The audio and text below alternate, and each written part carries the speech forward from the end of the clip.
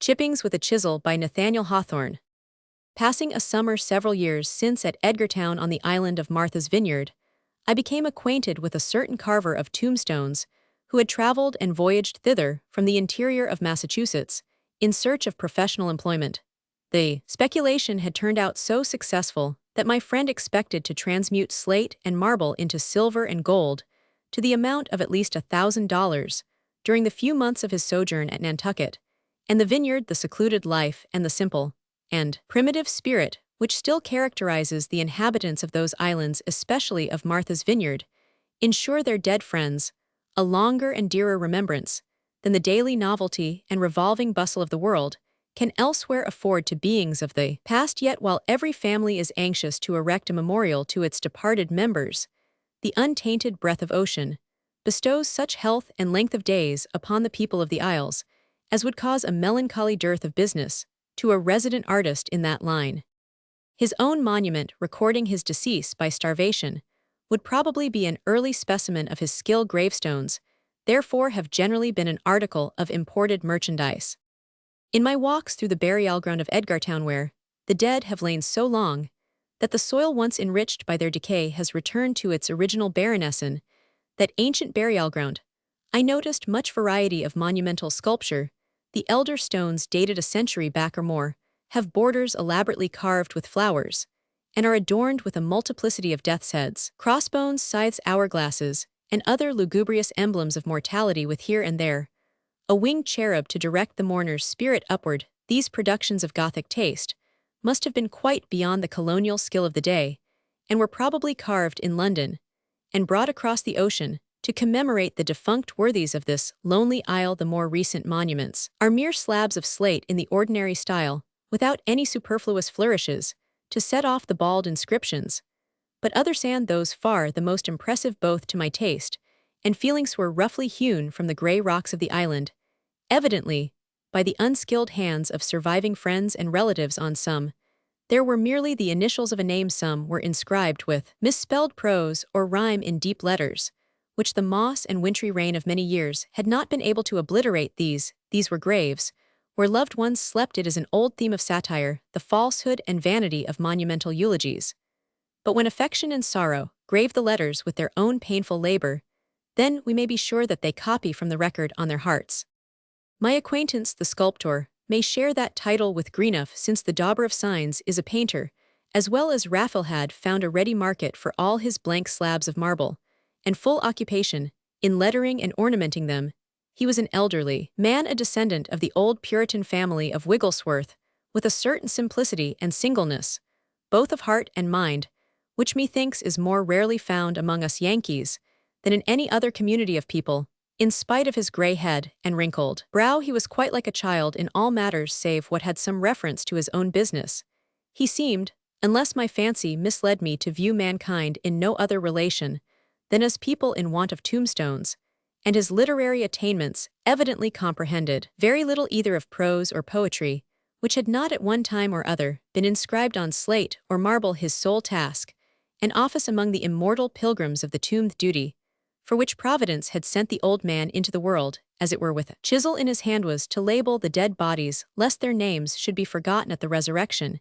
Yet he had not failed, within a narrow scope, to gather a few sprigs of earthly and more than earthly wisdom, harvest of many a grave and lugubrious, as his calling might appear. He was as cheerful an old soul as health and integrity and lack of care could make him, and used to set to work upon one sorrowful inscription or another with that sort of spirit which impels a man to sing at his labor. On the whole, I found Mr. Wigglesworth an entertaining and often instructive, if not an interesting character, and partly for the charm of his society, and still more because his work has an invariable attraction for man that is born of woman, I was accustomed to spend some hours a day at his workshop. The quaintness of his remarks, and their not infrequent truth, a truth condensed and pointed by the limited sphere of his view, gave a raciness to his talk which mere worldliness and general cultivation would at once have destroyed.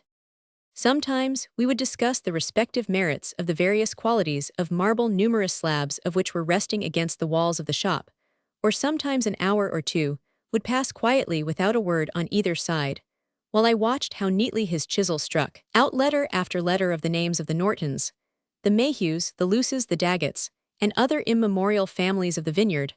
Often with an artist's pride, the good old sculptor would speak of favorite productions of his skill, which were scattered throughout the village. Graveyards of New England, but my chief and most instructive amusement was to witness his interviews with his customers, who held interminable consultations about the form and fashion of the desired monuments, the buried excellence to be commemorated, the anguish to be expressed, and, finally, the lowest price in dollars and cents, for which a marble transcript of their feelings might be obtained. Really, my mind received many fresh ideas, which perhaps may remain in it even longer than Mr. Wigglesworth's hardest marble will retain the deepest strokes of his chisel.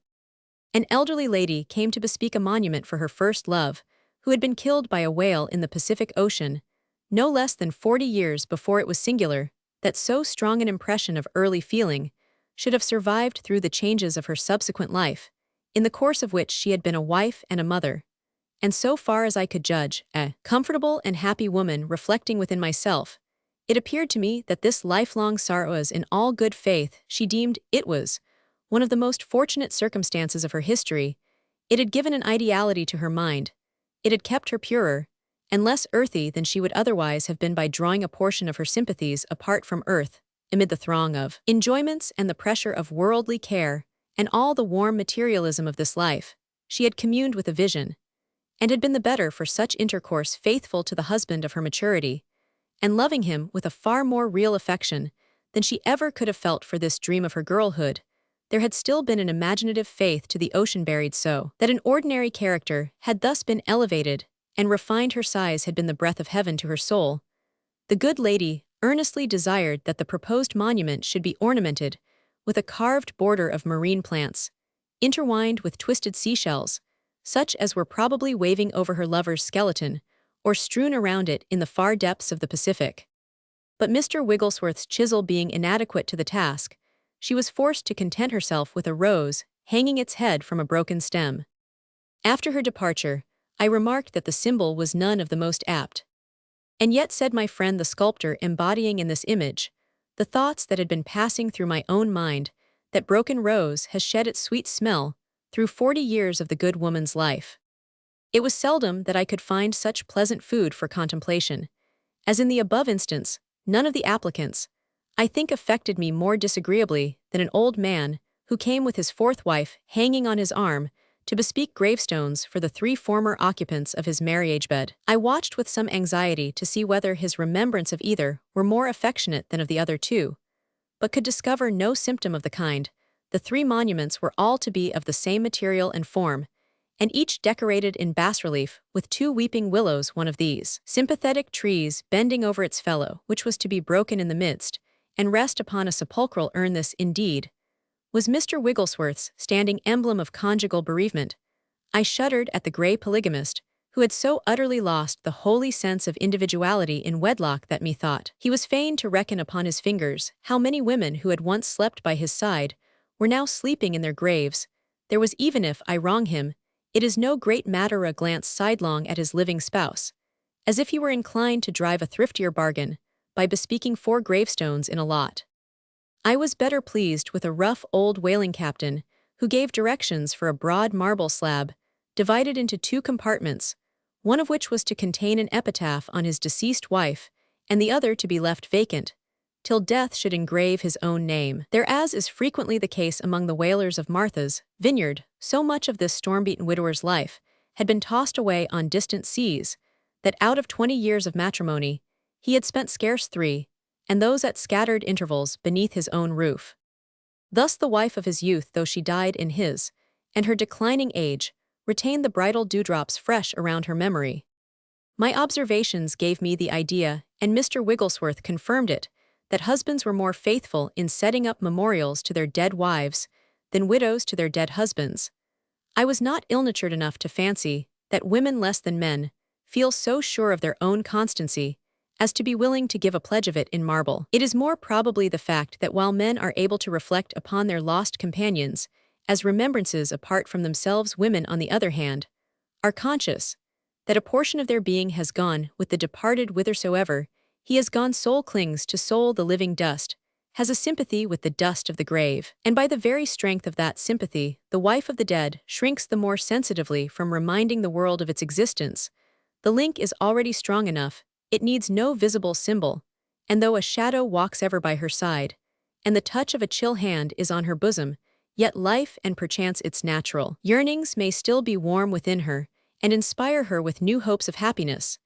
Then would she mark out the grave, the scent of which would be perceptible on the pillow of the second bridal no, but rather level, its green mound with the surrounding earth, as if when she dug up again her buried heart, the spot had ceased to be a grave. Yet in spite of these sentimentalities, I was prodigiously amused by an incident of which I had not the good fortune to be a witness, but which Mr. Wigglesworth related with considerable humor. A gentlewoman of the town, receiving news of her husband's loss at sea, had bespoken a handsome slab of marble, and came daily to watch the progress of my friend's chisel. One afternoon, when the good lady and the sculptor were in the very midst of the epitaph which the departed spirit might have been greatly comforted to read who should walk into the workshop, but the deceased himself, in substance as well as spirit, he had been picked up at sea, and stood in no present need of tombstone or epitaph. And how, inquired I, did his wife bear the shock of joyful surprise? Why, said the old man, deepening the grin of a death's head, on which his chisel was just then employed, I really felt for the poor woman. It was one of my best pieces of marbling, to be thrown away on a living man.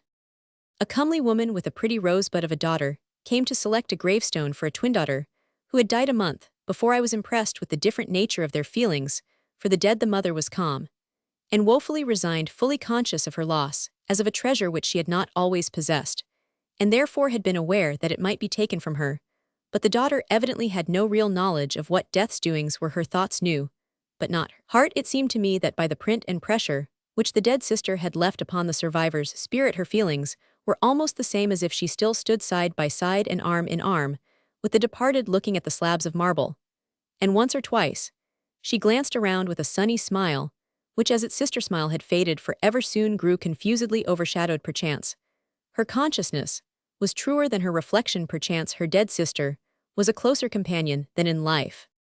The mother and daughter talked a long while with Mr. Wigglesworth about a suitable epitaph, and finally chose an ordinary verse of ill-matched rhymes, which had already been inscribed upon innumerable tombstones.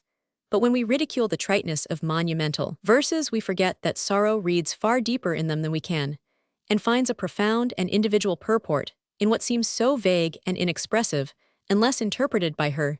She makes the epitaph anew, though the self-same words may have served for 1,000 graves. And yet, said I afterward to Mr. Wigglesworth, they might have made a better choice than this. While you were discussing the subject, I was struck by at least a dozen simple and natural expressions from the lips of both mother and daughter. One of these would have formed an inscription equally original and appropriate. No, no, replied the sculptor, shaking his head. There is a good deal of comfort to be gathered from these little old scraps of poetry, and so I always recommend them in preference to any newfangled ones, and somehow they seem to stretch to suit a great grief, and shrink to fit a small one. It was not seldom that ludicrous images were excited by what took place between Mr. Wigglesworth and his customers. A shrewd gentlewoman who kept a tavern in the town was anxious to obtain 2 or 3 gravestones for the deceased members of her family, and to pay for these solemn commodities by taking the sculptor to board. Hereupon, fantasy arose in my mind of good Mr. Wigglesworth, sitting down to dinner at a broad flat tombstone, carving one of his own plump little marble cherubs, knowing a pair of crossbones, and drinking out of a hollow death's head, or perhaps a lacrimatory vase or sepulchral urn, while his hostess' dead children waited on him at the ghastly banquet. On communicating this nonsensical picture to the old man, he laughed heartily, and pronounced my humor to be of the right sort. I have lived at such a table all my days, said he, and eaten no small quantity of slate and marble. Hard fare, rejoined I, smiling, but you seem to have found it excellent of digestion too. A man of 50 or thereabouts, with a harsh, unpleasant countenance, ordered a stone for the grave of his bitter enemy, with whom he had waged warfare half a lifetime to their mutual misery. And ruin, the secret of this phenomenon was that hatred had become the sustenance and enjoyment of the wretch's soul. It had supplied the place of all kindly affections. It had been really a bond of sympathy between himself and the man who shared the passion. And when its object died, the unappeasable foe was the only mourner for the dead. He expressed a purpose of being buried side by side with his enemy. I doubt whether their dust will mingle, remarked the old sculptor to me, for often there was an earthliness in his conceptions. Oh yes, replied I, who had mused long upon the incident, and when they rise again, these bitter foes may find themselves dear friends. Methinks what they mistook for hatred was but love under a mask. A gentleman of antiquarian propensities provided a memorial for an Indian of Chabaquidicone, of the few of untainted blood remaining in that region, and said to be a hereditary chieftain, descended from the sachem, who welcomed Governor Mayhew to the vineyard. Mr. Wigglesworth exerted his best skill to carve a broken bow and scattered sheaf of arrows, in memory of the hunters and warriors whose race was ended here. But he likewise sculptured a cherub, to denote that the poor Indian had shared the Christian's hope of immortality. Why, observed I, taking a perverse view of the winged boy, and the bow and arrows, it looks more like Cupid's tomb than an Indian chief's. You talk nonsense, said the sculptor with the offended pride of art. He then added with his usual good nature, how can Cupid die, when there are such pretty maidens in the vineyard? Very true, answered I, and for the rest of the day, I thought of other matters than tombstones. At our next meeting, I found him chiseling an open book upon a marble headstone, and concluded that it was meant to express the erudition of some blackletter clergyman of the Cotton Mather School. It turned out, however, to be emblematical of the scriptural knowledge of an old woman, who had never read anything but her Bible, and the monument was a tribute to her piety and good works from the Orthodox Church, of which she had been a member. In strange contrast with this Christian woman's memorial was that of an infidel whose gravestone, by his own direction, bore an avowal of his belief that the spirit within him would be extinguished like a flame, and that the nothingness whence he sprang would receive him again.